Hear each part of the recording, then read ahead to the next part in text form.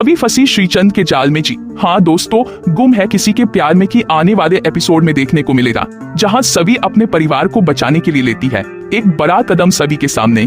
इस वक्त जिंदगी का सबसे बड़ा इम्तिहान था। एक तरफ उसका परिवार था जिसे वह हर हाल में सुरक्षित देखना चाहती थी, और दूसरी तरफ वो शख्स था जिसे वो दिल से नफरत करती थी, श्रीचंद। वही श्रीचंद जिसने उसकी जिंदगी में केवल जहर ही घोला था।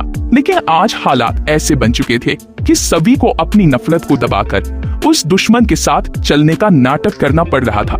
वजह थी रिद्धि। रिद्धि उसकी ननद, उसकी छोटी बहन जैसी। जब सभी को पता चला कि रिद्धि को किडनैप कर लिया गया है और उसे ब्लैकमेल किया जा रहा है, तो उसके पैरों तले जमीन खिसक गई। एक अज्ञात नंबर से आए वीडियो क्लिप में रिद्धि को बांध कर रखा गया था और साफ शब्दों में कहा गया था, अगर तुम चाहती हो कि ये जिंदा रहे तो हमें तुम्हारा साथ चाहिए। उस वीडियो के बैकग्राउंड में एक आवाज थी जो सभी को अच्छी तरह पहचान में आई, श्रीचंद की। सभी ने ये बात किसी को नहीं बताई, यहाँ तक कि नील को भी नहीं। वो जानती थी कि नील ईमानदारी से अपना काम कर रहा है और वो श्रीचंद के साथ कोई समझौता नहीं करेगा, चाहे कीमत कुछ भी हो। लेकिन सभी के लिए मामला अब सिर्फ इंसाफ का नहीं बल्कि अपनों की जान का था, और इस बार उसे अपना रास्ता खुद तय करना था, भले ही वो रास्ता आग से होकर क्यों न गुजरता। सभी ने मन ही मन में रजत को बोला, मुझे माफ करना रजत, ये सिर्फ मैं परिवार के लिए कर रही हूँ। फिर सभी ने श्रीचंद से संपर्क किया। दोनों की एक सीक्रेट मीटिंग होती है जहाँ श्रीचंद अपनी चालाक मुस्कान के साथ सामने आता है। मैं जानता था तुम आओगी, उसने कहा, क्योंकि तुम्हारे अंदर उस तेजस्विनी का खून है जो सच के लिए किसी भी हद तक जा सकती थी। सभी की आंखों में आंसू थे पर वो कमजोर नहीं पड़ी। उसने पूछा, रिद्धि कहाँ है? श्रीचंद ने एक और वीडियो दिखाया जिसमें रिद्धि सही सलामत थी लेकिन गहरे डर में थी।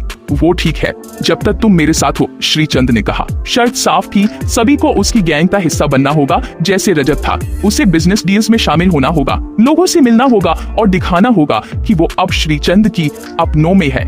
बदले में न सिर्फ रिद्धि को छोड़ा जाएगा बल्कि वो उसे रजत और तेजस्विनी की मौत की सच्चाई तक भी पहुंचने देगा। सभी के लिए ये समझौता अंदर से उसे तोड़ रहा था, लेकिन वो जानती थी कि यही एकमात्र रास्ता है। धीरे धीरे सभी ने श्रीचंद के भरोसे को जीतना शुरू किया। वो हर मीटिंग में जाती, हर लेन देन की जानकारी रखती और उन सभी लोगों की पहचान करने लगी जो श्रीचंद के इस नेटवर्क का हिस्सा थे। पर असली मकसद था रजत और तेजस्विनी की मौत का सच। एक दिन एक पुरानी फैक्ट्री में मीटिंग के दौरान सभी को एक फाइल मिलती है। उस फाइल में दर्ज थे वो नाम और ट्रांजैक्शन जो उस दिन हुए थे जब रजत और तेजस्विनी की कार का एक्सीडेंट हुआ था। लेकिन ये कोई साधारण एक्सीडेंट नहीं था, ये एक प्लान्ड एक्सिक्यूशन था जिसमें श्रीचंद का नाम तो था, साथ ही एक और चौंकाने वाला नाम था, जीतू काका का। सभी के लिए ये दूसरा झटका था। जीतू काका जो नील के लिए पिता समान थे, जो घर में सबसे ज्यादा इज्जतदार माने जाते थे, वही इस पूरे प्लान का हिस्सा थे। अब सभी के लिए मामला और गंभीर हो गया था, लेकिन वो जानती थी कि अब वो सिर्फ श्रीचंद के खिलाफ नहीं बल्कि उस पूरे जाल के खिलाफ लड़ रही है जिसमें परिवार के लोग भी शामिल हैं। सभी ने इस जानकारी को तुरंत नील तक पहुंचाने का फैसला किया, लेकिन बात इतनी आसान नहीं थी। श्रीचंद को उसकी हर हरकत पर शक होने लगा था। उसने सभी की गतिविधियों पर नजर रखना शुरू कर दिया था। अब सभी को दोहरा खेल खेलना था, एक तरफ श्रीचंद को भरोसे में रखना और दूसरी तरफ नील को सतर्क करना। आखिरकार सभी ने एक पुराने तरीके से नील तक संदेश पहुंचाया, एक किताब के अंदर छुपाकर वो फाइल जो श्रीचंद की गोदाम में रखी थी। नील को जैसे ही वो फाइल मिली उसके होश उड़ गए। जीतू काका का नाम उसमें देखकर उसे भरोसा नहीं हुआ, पर वो सभी की बात पर अब आंख मूंद कर यकीन करता था। अब नील और सभी की लड़ाई खुलकर शुरू हुई, लेकिन बाहर से दोनों शांत थे। श्रीचंद के सामने सब सामान्य दिखता, पर अंदर ही अंदर वो उसकी हर चाल का तोड़ तैयार कर रहे थे।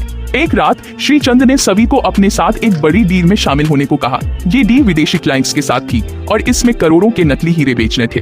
यही मौका था जब सभी और नील ने फैसला लिया कि अब गेम खत्म करने का वक्त आ चुका है। नील ने पुलिस की एक स्पेशल टीम तैयार की जो डील की रात रेड करने वाली थी। डील के दिन सब कुछ प्लान के मुताबिक चला। सभी ने उस जगह पहुंचकर सिग्नल दिया और कुछ ही मिनटों में पुलिस ने चारों ओर से घेराबंदी कर ली। श्रीचंद और उसके गुर्गों को रंगे हाथ पकड़ लिया गया, लेकिन जीतू काका मौके से भागने में कामयाब हो गए। बाद में नील ने अपने तरीके से जीतू काका को भी ट्रैक कर लिया और उन्हें कानून के हवाले कर दिया गया।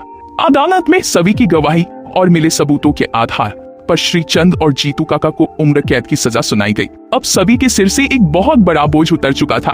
उसने ना चाहते हुए भी दुश्मन का साथ देकर अपने परिवार को बचाया और उन लोगों को सजा दिलाई जिनकी वजह से उसका जीवन बिखर गया था। रिद्धि अब सुरक्षित थी, परिवार एकजुट था और नील, वो पहले से कहीं ज्यादा सभी के करीब आ गया था। सभी जानती थी कि जो सफर उसने तय किया वो आसान नहीं था। हर दिन उसे अपने उसूलों, अपने जज्बातों और अपने डर से लड़ना था।